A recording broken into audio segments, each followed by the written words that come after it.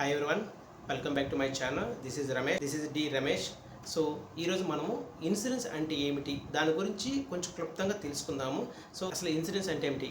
So ఈ యొక్క insurance అనేది మనం చాలామంది భయపడుతుంటారు అనమాట. ఇన్సూరెన్స్ మనం తీసుకోవాలంటే అంటే ఎలా చెప్తారంటే ఫ్రెండ్స్ కూడా ఎవరైనా రే ఇన్సూరెన్స్ తీసుకోవచ్చు కదా అంటే, ఆ ఇన్సూరెన్స్ ఇప్పుడు డబ్బులు కడితే మనకు రావులే, మనం పోయిన తర్వాత వస్తే మనకెందుకు, మనం పోయిన తర్వాత వచ్చే డబ్బులు మనకెందుకు రా అంటారు. అవునా కదా? సో చాలామంది ఈ క్వశ్చన్ అయితే రైజ్ అయ్యి ఉంటుంది. అలాగే మనం కట్టిన తర్వాత మనం ఎలాంటి ఇన్సూరెన్స్ తీసుకోవాలి? సో ఇన్సూరెన్స్లో కూడా చాలా రకాలు ఉంటాయి అన్నమాట. ఒకటి నార్మల్గా ఇన్సూరెన్స్ ఒకటి ఉంటుంది, రెండు టర్మ్ ఇన్సూరెన్స్ ఉంటుంది, ఇంకొకటి సేవింగ్ ప్లస్ ఇన్సూరెన్స్. మనం ఉన్నప్పుడు వచ్చే డబ్బులు ఉంటాయి, మనం వెళ్ళిపోయిన తర్వాత ఉంటాయి. మ్యాక్సిమం ఇన్సూరెన్స్ అంటే మనం వెళ్ళిన తర్వాతే వచ్చే డబ్బులు. సో మనం వెళ్ళిపోయిన తర్వాత వచ్చే డబ్బులు మనకి ఎందుకు అని మీరు క్వశ్చన్ మార్క్ రావచ్చు. మీకు కావాల్సింది మెయిన్ అదేనండి. మనం వెళ్ళిన తర్వాత మన ఫ్యామిలీ ఎలా బతకాలి, మన పిల్లలు ఎలా బతకాలి అనేది మీరు వెళ్తూ వాళ్ళకి ఒక దారి చూపించాలి. మీరుంటే మీ ఫ్యామిలీ సేఫ్. మీరు ఎలాగైనా కష్టపడేయో, లేకపోతే నానా కష్టాలు పడో, లేదా జాబ్ చేసో, లేదా ఏదో ఒకటి మీరు కష్టపడి మీ యొక్క ఫ్యామిలీని మీరు పోషిస్తారు, ఆ నమ్మకం మీకు ఉంటుంది. ఓకే, అది మీరు ఉంటే మీరు హ్యాపీగా చూసుకుంటారు. ఓకే, వదిలేయండి. సపోజ్ మీరు లేకపోతే ఏంటి, మీ యొక్క ఫ్యామిలీ ఏంటి అని క్వశ్చన్ మార్క్ వేసుకోండి. సో దీనికోసమే మీరు ఇన్సూరెన్స్ తీసుకోవాలి. మీరు గుర్తుపెట్టుకోండి, లైఫ్లో మనం ఎంత సంపాదించినా అది 3 పూటల ఫుడ్కి ఎలా అయితే తింటామో, మళ్ళీ మార్నింగ్ నుంచి మళ్ళీ కొత్తగా ఫ్రెష్ అవుద్దో అలాగే ఉంటుంది. ఒక సేవింగ్, ఒక ఇన్సూరెన్స్ అనేది జీవితంలో చాలా చాలా ఇంపార్టెంట్.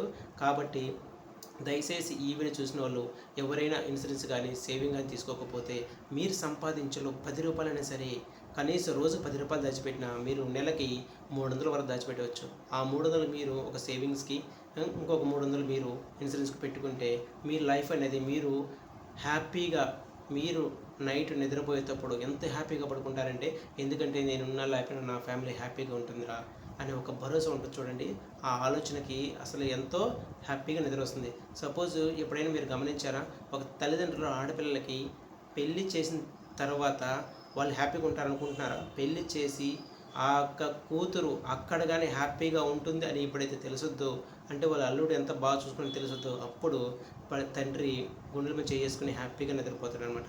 సో అలాగే మీ ఫ్యామిలీ ఎంత హ్యాపీగా ఉండాలంటే మీరు ఎంతో కొంత అమౌంట్ సేవింగ్ చేసి ఉండాలండి.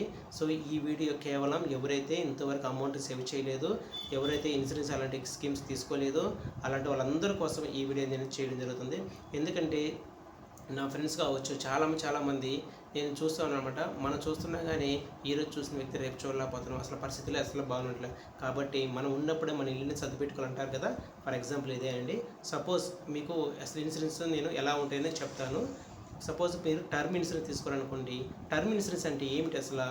మనము ఒక ఇయర్లీకి ఇంత అమౌంట్ అని మనం కట్టమంటారు, ఒక 500 నుంచి 1000 రూపాయల మధ్యలో. సో దానికి మనం తీసుకునే వాల్యూని బట్టే మనకి టర్మ్ ఇన్సూరెన్స్ వాల్యూ వస్తుంది. సపోజ్ 1 కోటి రూపాయల ఇన్సూరెన్స్ కనుకోండి, వాళ్ళు ఎంత కట్టమంటారు?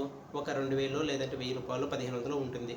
అలాగా ప్రతి సంవత్సరం మీరు కడుతూ ఉండాలి. అంటే ఇప్పుడు మీరు ఉన్నంత వరకు, మీరు లైవ్లో ఉన్నంత వరకు కడుతూ ఉంటే, ఈ మధ్యలో ఏదైనా జరిగితే మీకు 1 కోటి రూపాయలు లేదా 2 కోట్లు ఇన్సూరెన్స్ అనేది మీ యొక్క నామినీ, మీరు ఎవరైతే పెట్టుంటారో ఫ్యామిలీ మెంబర్స్లో, ఆ యొక్క ఫ్యామిలీకి ఆ 2 కోట్లు, ఆ 1 కోటి రూపాయలు అనేది రావడం జరుగుతుంది అనమాట. అయితే మీరు జీవితాంతం హ్యాపీగా ఉన్నారు, మీరు ఈ ఇయర్లు కట్టుంటారు కదా, ఆ అమౌంట్ వెనక రాదనమాట. అది టర్మ్ ఇన్సూరెన్స్ అంటే. సో అది అందువల్ల మన కట్టిన డబ్బులు రాదు కదా అని ఆలోచిస్తారు, కానీ మన వెళ్ళిన తర్వాత వచ్చే డబ్బుల గురించి ఎవరు ఆలోచించరు ప్రజెంట్.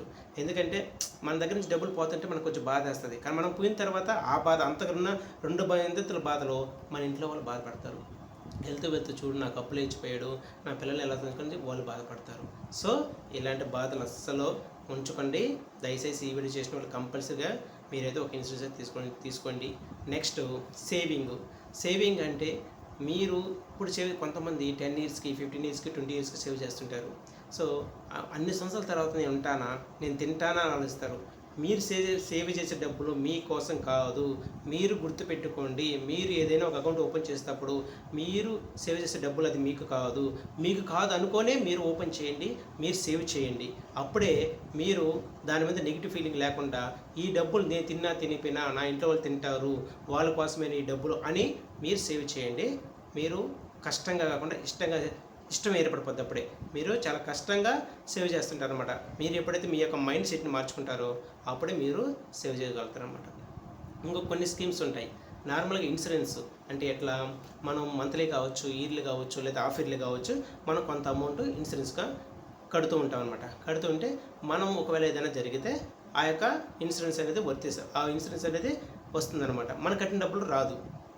సపోజ్ హెల్త్ ఇన్సూరెన్స్ ఉంది, ఏదైనా మనం చూపిస్తే మనకి ఏదైనా జరిగితే ఆ యొక్క ఎంతైతే లిమిట్ ఉంటుందో ఆ లిమిట్ ప్రకారంగా మన యొక్క హాస్పిటల్కి ఆ యొక్క హెల్త్ ఇన్సూరెన్స్ అనేది యూజ్ అవుతుందన్నమాట. అది హెల్త్ ఇన్సూరెన్స్.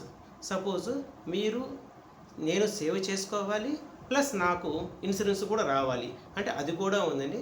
సపోజ్ మీరు సేవ్ చేసుకున్నది మీరు సపోజ్ ఇయర్లీ కానీ మంత్లీ కానీ కడుతూ ఉంటారు. ఒక రూపాయలు లేదా అంటే ఒక 10,000 20,000 కడుతుంటే ఇయర్లీ అనుకోండి ఒక 20,000 కడుతుంటారు.